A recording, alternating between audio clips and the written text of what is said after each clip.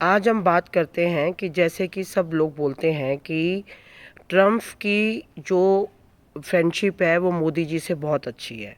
फिर वो क्यों जो भारत के जो लोग हैं, भारत प्रवासियों को डिपोर्ट करके इंडिया भेज रहे हैं और विपक्ष इसको बहुत ज़्यादा उछाल रहा है। पर इसके पीछे क्या कूटनीति है? दोनों जो लीडर्स हैं वो कभी भी किसी भी कट्टरपंथियों के और किसी भी दबाव में आके कोई फ़ैसला नहीं लेते, और वो बड़े बड़ी इम्पॉर्टेंट बातें हैं जो उन लोगों ने करी हैं और वो करते आए हैं।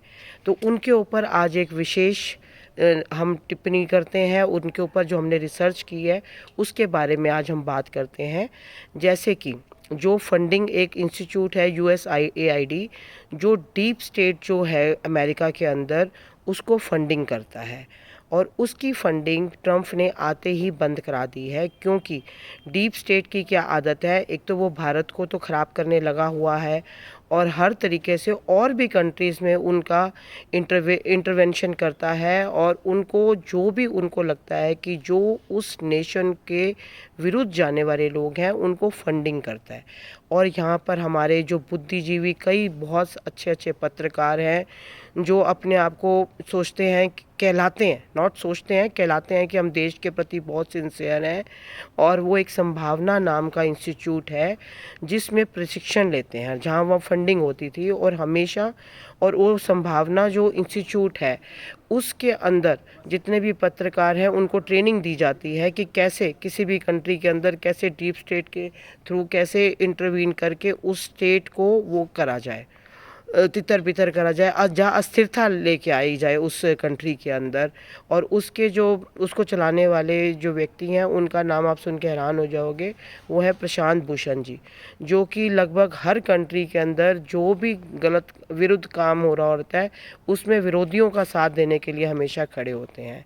इसी प्रकार और भी मुद्दे हैं, जैसे कि वहाँ पर एक निचली अदालत ने एक वो लॉ निकाला था कि जो भी रिश्वत लेते हुए पकड़े जाएंगे, वो एक लॉ निकाला गया था। उसके अंडर हमारे देश की जो अडानी जी की जो कंपनी है वो आई, और उन्होंने ट्रम्प जी ने आते ही ये जो लॉ है इसको समाप्त कर दिया।